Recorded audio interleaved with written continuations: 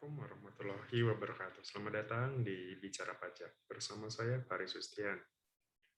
Di video kita kali ini, saya akan menjawab beberapa pertanyaan seputar insentif pajak. Jadi, ada beberapa pertanyaan yang sering diajukan, kemudian kira-kira apa sih jawabannya? Nah, ada sekitar 11 pertanyaan yang saya rangkum dari pertanyaan-pertanyaan yang ada di YouTube, yang ada di kelas pajak saya, ataupun di grup-grup WhatsApp gitu. Jadi silakan disimak jawaban dari pertanyaan-pertanyaan tersebut.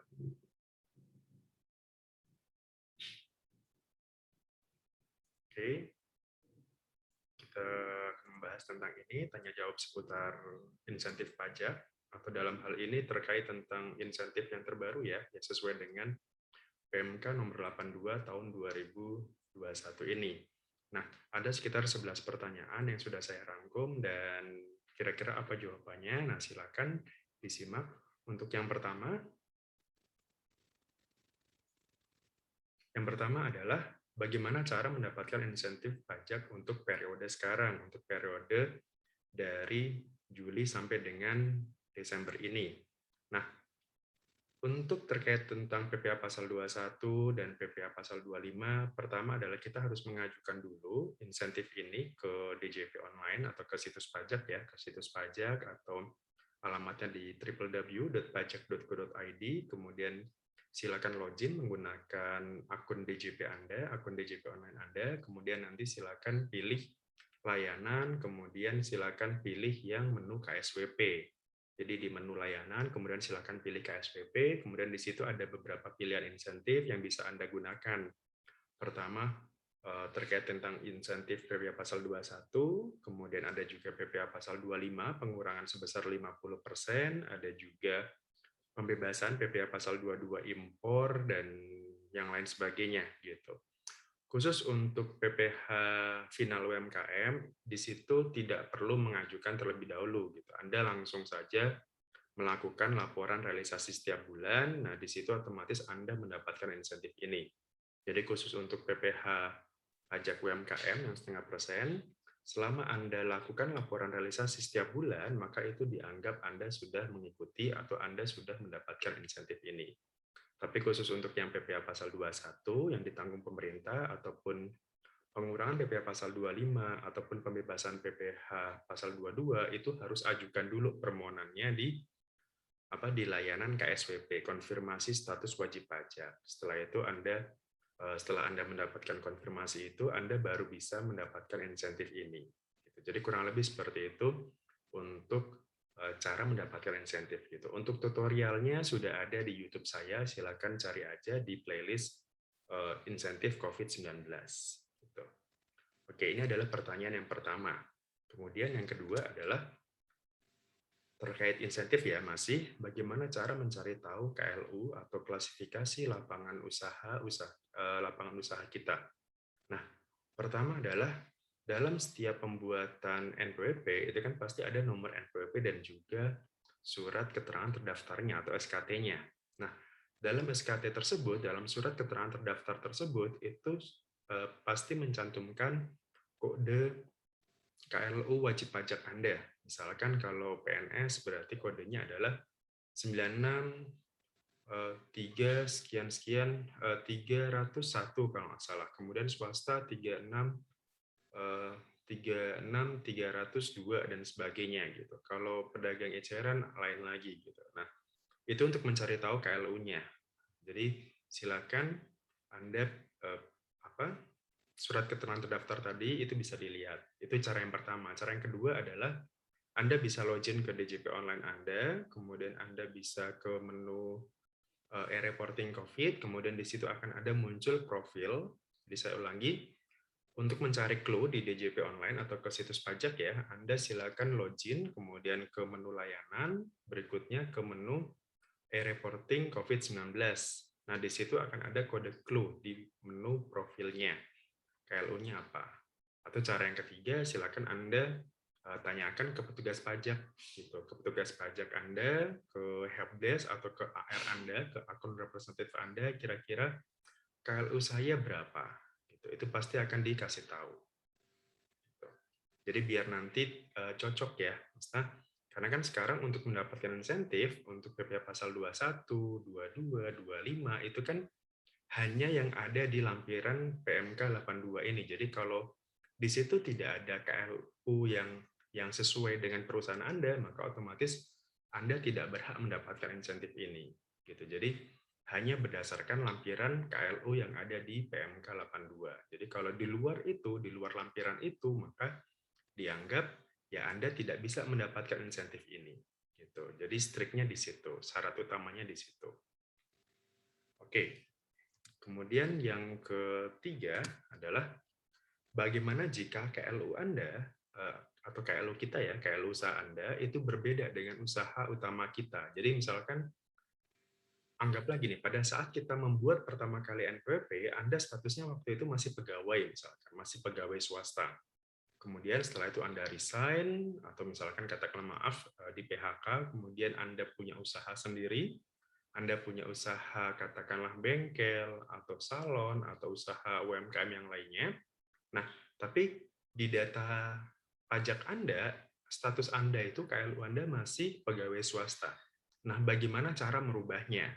Nah, pertama tentu saja Anda bisa langsung datang ke kantor pajak untuk lakukan perubahan data.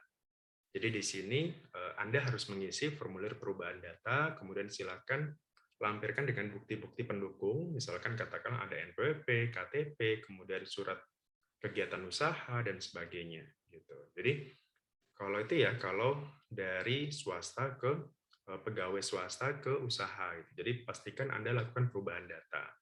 Atau bisa juga Anda selain datang ke KPP, Anda juga bisa kirimkan berkasnya tadi itu lewat email atau lewat pos atau lewat jasa kurir gitu. Kalau misalkan kantor pajaknya masih tidak melayani tatap muka. Jadi bisa antar langsung atau ke email atau ke via pos gitu. Atau cara yang ketiga adalah Anda bisa telepon ke Kering Pajak 1500-200, kemudian silakan ajukan perubahan data tersebut gitu. Jadi silakan datang ke KPP atau kirimkan datanya via email ke kantor pajak atau tadi ya bisa telepon ke Kering Pajak 1500-200. Ini yang pertanyaan yang ketiga.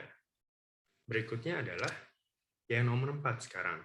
Ini juga sering ditanyakan, khususnya perusahaan, kantor cabang tidak bisa mengajukan insentif PPh pasal 21 ditanggung pemerintah atau DTP. Nah, untuk saat ini, untuk insentif PPh pasal 21, yang mengajukan hanya yang kantor pusatnya saja. Jadi misalkan, katakanlah Pertamina gitu. Pertamina kan pasti cabangnya ada banyak ya.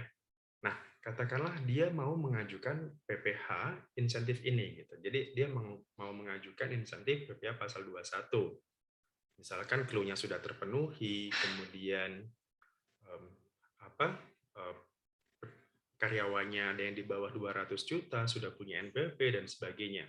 Nah, yang mengajukan pertama kali, yang mengajukan ke KSWP tadi itu adalah NPWP yang pusatnya saja, yang Pertamina pusatnya saja. Jadi pada saat nanti Pertamina Pusat itu sudah disetujui, konfirmasinya ini, insentifnya ini, pasal 21-nya sudah disetujui, maka otomatis yang kantor cabangnya itu tidak perlu mengajukan lagi. Otomatis tidak bisa mengajukan ulang gitu, karena sudah disetujui yang pusatnya. Nah, tugasnya cabang apa? Tugasnya cabang hanya perlu melaporkan laporan realisasinya setiap bulan. Gitu. Jadi kan di samping tadi ya permintaan insentif yang pertama kali maksimal untuk masa Juli ini itu maksimal tanggal 15 Agustus ini. Nah, setelah itu Anda harus laporkan laporan realisasinya tiap bulan gitu. Jadi PPh pasal 21 itu tetap harus ada laporan realisasinya setiap bulan dan itu bisa dilakukan oleh masing-masing cabang. Jadi kantor pusat bikin, kantor cabang juga bikin. Gitu. Jadi yang nggak bisanya itu hanya pada saat pengajuan pertama kali saja. Kantor cabang tidak bisa mengajukan itu. Walaupun clue-nya sudah termasuk dan sebagainya, karena memang aturannya seperti itu. Teknisnya sekarang seperti itu. Oke, ini adalah pertanyaan yang keempat. Berikutnya adalah yang nomor 5. Apakah seorang honorer atau katakan ASN atau mungkin apa pegawai pegawai yang diperbantukan gitu di pemerintahan dapat insentif PPh pasal 21. Nah, kalau kita baca aturannya di PPh pasal 21, salah satu poin exclude-nya, poin yang tidak bisa mendapatkan insentif ini adalah jika penghasilannya itu berasal atau bersumber dari APBN atau APBD. Nah, dengan kata lain, apabila kita sebagai honorer, kemudian gaji kita, tunjangan kita, itu dibayarkan dari APBN atau APBD kita, maka otomatis kita tidak dapat insentif BPH pasal 21. Walaupun misalkan katakan kita sudah punya NPWP, penghasilan kita di bawah 200 juta gitu, tetap itu tidak bisa dilakukan atau tidak mendapatkan insentif ini. Sementara untuk yang PNS itu kan untuk saat ini gajinya itu kan sudah ditanggung oleh pemerintah gitu. Jadi ya tidak perlu ikut insentif karena toh juga setiap bulannya itu gaji dan tunjangan PNS itu sudah ditanggung oleh pemerintah. Jadi tidak perlu ikut gitu. Sementara kalau yang honorer, kalau yang selama ini biasanya dipotong pajak, ya dia tidak bisa ikut insentif PP pasal 21 karena salah satu poinnya tadi ya apabila gajinya atau penghasilannya berasal dari APBN atau APBD itu tidak bisa atau tidak dapat insentif ini. Gitu. Jadi kurang lebih seperti itu jawabannya. Berikutnya adalah yang nomor 6 sekarang. Bagaimana cara menghitung karyawan yang mendapatkan insentif BPH pasal 21? Kita tahu ya, poin untuk mendapatkan insentif ini yang pertama adalah kita harus lihat dulu perusahaannya. Katakanlah saya punya perusahaan jasa konveksi gitu. Kemudian setelah saya cek, saya daftarkan di KSWP tadi, konfirmasi status wajib pajak sudah memenuhi, saya sudah mendapatkan insentif ini, maka tinggal kita cek lagi. Misalkan dari perusahaan saya, itu katakanlah total ada sekitar 50 karyawan gitu. 50 karyawan. Kemudian kita harus sisir nih satu persatu karyawan ini. Pertama yang punya NPWP ada berapa? Misalkan dari 50 orang tadi, yang punya NPWP misalkan katakanlah 40 orang gitu. 40 orang, oke. Ini yang nanti bisa berhak dapat insentif. Kemudian dari 40 orang ini yang punya NPWP, kita cek lagi berapa sih penghasilan sebulannya gitu. Misalkan dari 40 orang, katakanlah 30 orangnya itu per bulannya katakanlah 5 juta misalkan per bulan gitu. Nah, berarti syarat yang ketiga untuk mendapatkan insentif ini adalah penghasilan setahunnya, kalau kita setahunkan, itu di bawah 200 juta. Nah, berarti tinggal kita kalikan saja. Yang 30 orang tadi, itu kan per bulannya dia dapat 5 juta. Berarti setahunnya berapa? 5 juta kali 12 bulan. Nah, asumsinya berarti 5 juta kali 12 hasilnya adalah 60 juta.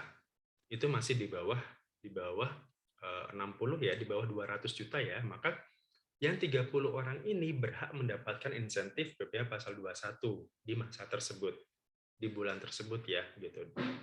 Jadi yang 30 orang. Nah, yang sisanya gimana? Yang sisanya yang katakanlah yang tadi ya, dari 40 orang tadi yang punya NPWP, misalkan yang 10 orang ini penghasilannya katakanlah 20 juta per bulan gitu. 20 juta. 20 juta kalau kita kalikan 12 bulan artinya itu 240 juta. Nah, artinya berarti yang 10 orang ini yang dari 40 orang tadi yang punya NPWP, 10 orang ini dia tidak berhak mendapatkan insentif BPH pasal 21. Kenapa? Karena kalau disetahunkan 20 juta kali 12 bulan tadi itu kan hasilnya 240 ya. Maka itu dia tidak berhak gitu. Jadi yang 10 orang ini dia tidak berhak mendapatkan insentif.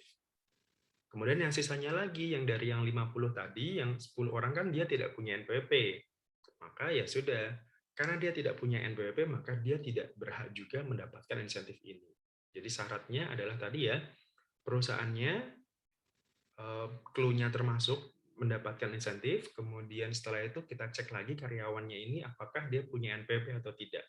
Kalau punya, kita cek juga penghasilannya apakah di atas atau di bawah 200 juta. Kalau di bawah 200 juta, oke, dapat insentif. Kalau di atas itu, dia tidak dapat insentif. Bulan berikutnya juga sama, kita harus cek tiap bulan gitu. Karena bisa jadi kan ada perubahan ya, misalkan dari 5 juta naik jadi 10. Nah, 10 kalau kita kalikan 12 bulan, masih di bawah 200. Yang tadi 20 juta, ternyata turun. Jadi 15 misalkan. 15 kalau kita kalikan 12 juta, 12 bulan berapa? Kalau ternyata di bawah 200, maka dia berhak. Kalau masih di atas 200 juta, dia tidak berhak juga. Jadi 3 syarat ini bersifat kumulatif ya, gitu. Jadi nggak bisa pilih salah satu. Jadi harus bersifat berjenjang dan kumulatif. Jadi itu untuk yang jawaban yang nomor 6 ini. Berikutnya yang nomor 7 adalah, nah sekarang kita bagian ke insentif UMKM sekarang. Bagaimana cara mendapatkan insentif pajak UMKM? Tadi ya, untuk mendapatkan insentif ini, pajak UMKM, pertama adalah Anda harus terdaftar dulu sebagai wajib pajak UMKM. Apa itu pajak UMKM? Pertama, omset Anda di bawah 4,8 miliar atau sesuai dengan PP 23 ya. No, aturannya di PP 23 tahun 2018. Nah, di situ kan kalau kita punya usaha, kemudian omsetnya itu di bawah 4,8 miliar, maka kita berhak nih, itu di luar pekerjaan bebas ya. Maksudnya kayak kalau dia dokter, notaris, pengacara, itu dia tidak berhak insentif ini, gitu. Karena dia bukan UMKM. Gitu. Jadi pertama, pastikan dulu kita UMKM. Omsetnya di bawah 4,8 miliar. Berikutnya, apa? Setelah UMKM, setelah kita memang termasuk ke dalam salah satu wajib pajak UMKM, nah cara mendapatkannya adalah Anda cukup laporan realisasi setiap bulan. Ini harus ya, harus. Jadi Anda harus buka ke situsnya DJP. Di salah satu video tutorial saya di YouTube itu ada. Jadi bagaimana cara untuk laporan realisasi insentif untuk UMKM. Jadi Anda harus laporkan laporan realisasinya setiap bulan ya. Jadi misalkan katakanlah sekarang masa Juli 2021. Dilaporkannya paling lambat adalah tanggal 20 besok, 20 Agustus. Jadi paling lambat dilaporkannya bulan depannya.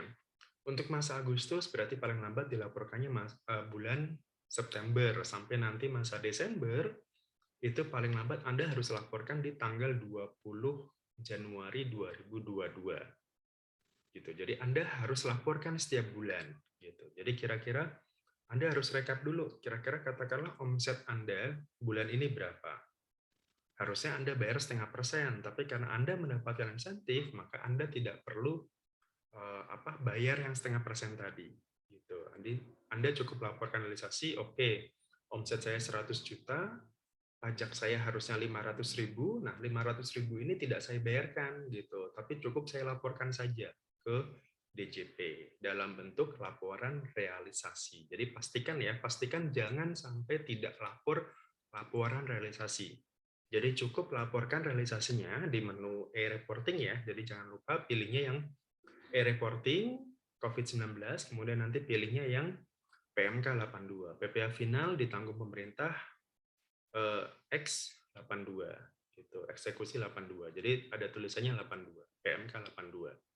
Nah, setelah itu ya tinggal ada petunjuk pengisiannya, silakan Anda isi petunjuknya, Excel-nya itu Anda upload, kemudian Anda bisa mendapatkan insentif ini. Gitu.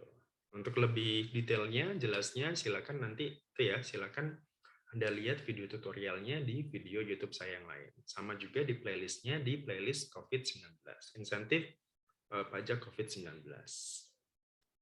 Oke, ini yang pertanyaan nomor 7. Berikutnya yang nomor 8. Ini masih lanjut dengan yang nomor 7 tadi. Nah, apakah ada sanksi jika kita tidak melaporkan atau telah tadi ya di atas tanggal 20 melaporkan realisasinya di e-reporting COVID-19?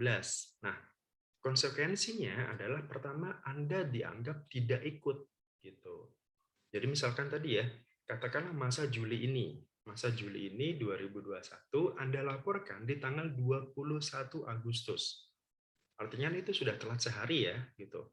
Tanggal 22, 23 sama aja. Jadi maksimal tanggal 20. Jadi kalau lebih dari tanggal 20 maka dianggap tidak lapor. Dianggap tidak lapor laporan realisasi. Konsekuensinya apa? Konsekuensinya Anda dianggap tidak ikut gitu. Anda tidak ikut e-reporting ini, Anda tidak ikut insentif ini. Nah, konsekuensi lanjutannya apa? Otomatis yang pajaknya tadi yang harusnya Anda tidak setorkan, yang 500.000 itu bisa ditagih kembali oleh DJP. Gitu. Jadi kan omset bulan Juli asumsinya 100 juta. Pajaknya kita kalikan 0,5%, itu hasilnya adalah 500.000. Kalau kita ikut insentif, kalau kita lapor tepat waktu dan sebagainya, 500.000 itu nggak perlu kita setorkan. Tapi karena kita nggak lapor atau telat tadi laporannya, maka 500.000 itu nanti akan ditagih kembali oleh DJP. Ditagihnya pakai apa? Ditagihnya pakai STP, surat tagihan pajak. Plus tentu saja dengan adanya sanksi setor, sanksi tidak lapor, dan sebagainya. Gitu. Jadi pastikan Anda lapor realisasinya, dan jangan sampai telat. Gitu. Jangan sampai telat, jangan sampai lebih dari tanggal 20. Karena tadi ya, konsekuensinya dianggap tidak ikut. Artinya pajak yang seharusnya Anda setorkan, itu bisa ditagih kembali oleh DJP. Gitu. Jadi kurang lebih seperti itu. Termasuk juga PPh pasal 21, PPh pasal 25, PPh pasal 22 impor, dan sebagainya. Jadi pastikan Anda harus lapor setiap bulan. Laporan realisasinya.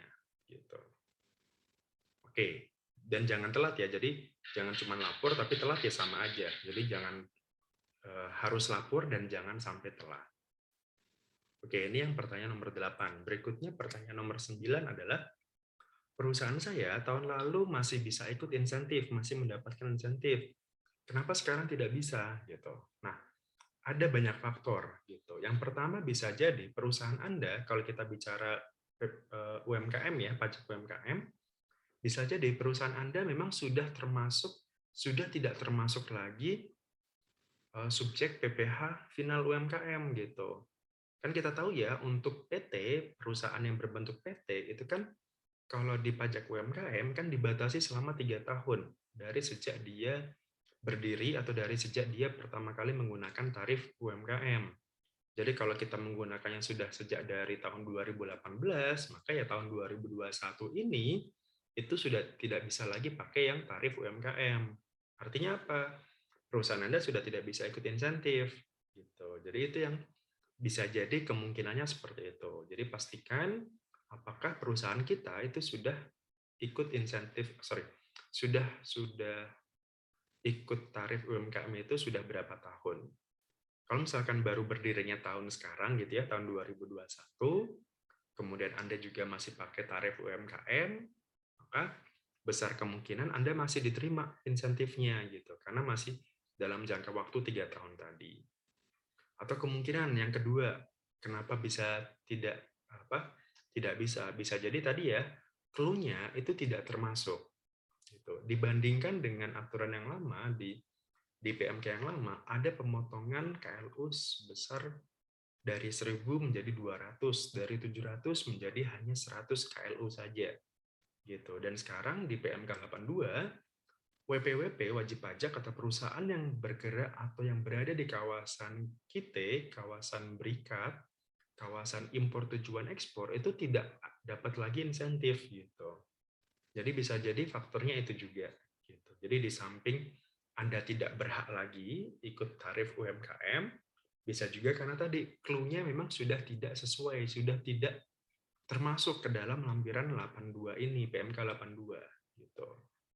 Nah, untuk memastikannya, silakan Anda hubungin AR Anda atau hubungi kantor pajak tempat Anda terdaftar untuk memastikan kira-kira salahnya di mana. Kenapa saya bisa gagal? Bisa jadi cuma karena salah sistem saja. Harusnya Anda masuk, tapi karena sistemnya ditolak, nah silakan ajukan ulang, konfirmasi dulu ke kantor pajaknya. Gitu. Jadi kurang lebih seperti itu untuk kenapa sekarang kita tidak bisa ikut insentif. Berikutnya yang nomor 10 adalah untuk yang PPh pasal 25 sekarang. Bagaimana cara mendapatkan pengurangan PPh pasal 25 sebesar 50% atau setengahnya? Caranya hampir sama dengan PPh pasal 21 tadi. Jadi kita harus daftarkan dulu, kita harus ajukan dulu permohonannya ke KSWP tadi ya, menu layanan KSWP, konfirmasi status wajib pajak tadi, kemudian pilihnya yang PPh pasal 25 dalam kurung PMK 82. Gitu. Jadi silakan Anda pilih yang itu, kemudian otomatis nanti dari yang angsuran pertamanya itu misalkan katakanlah 1 juta, nanti akan didiskon setengahnya. Jadi Anda cukup setor sebesar 500.000 aja. Yang awalnya misalkan katakanlah 4 juta jadi 2 juta. Setiap bulannya akan berkurang setengahnya. Gitu. Jadi dari masa Juli sampai nanti Desember, angsuran Anda berkurang 0,5% dari yang seharusnya. Dari yang penghitungan awalnya berapa.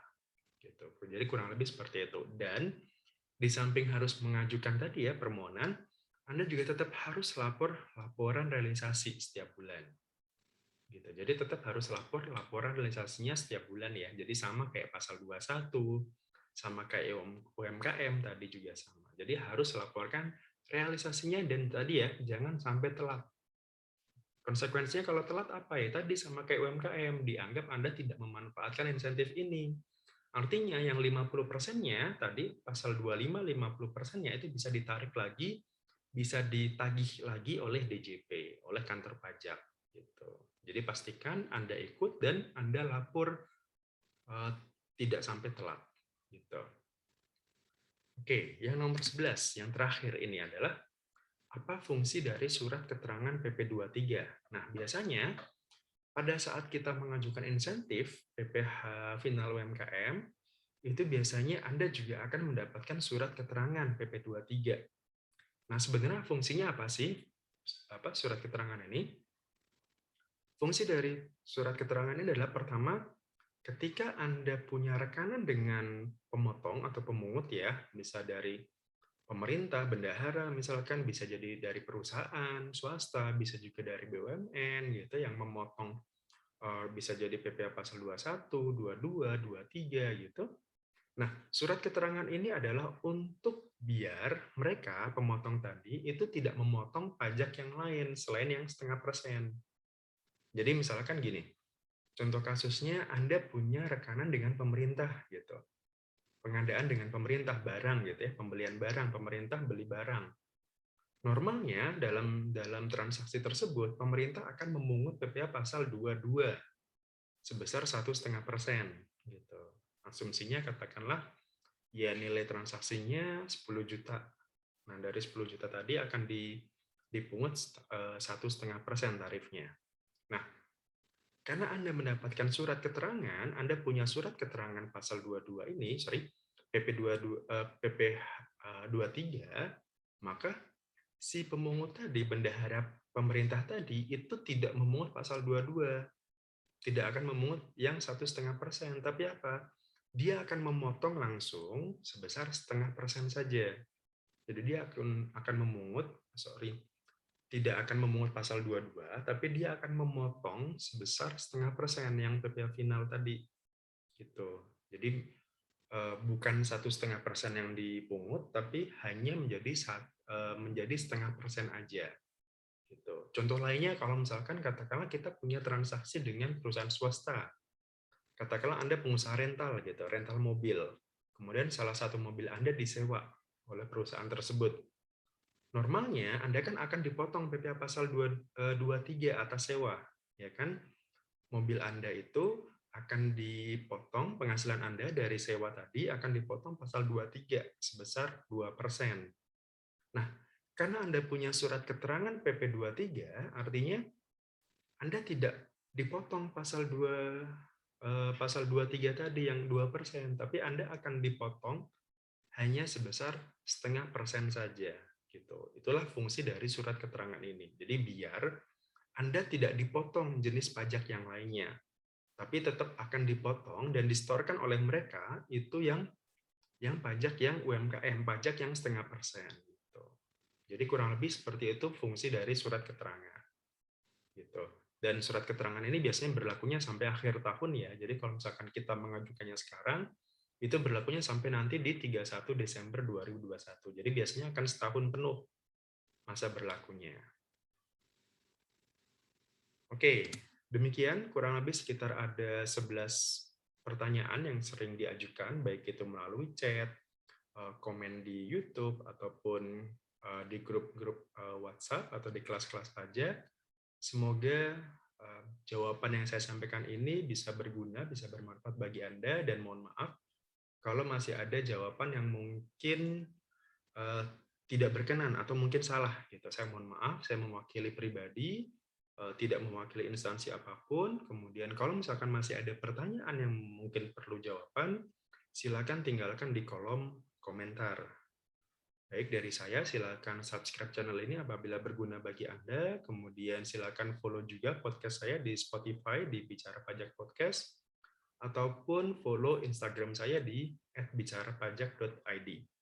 Dari saya, terima kasih atas waktunya. Assalamualaikum warahmatullahi wabarakatuh.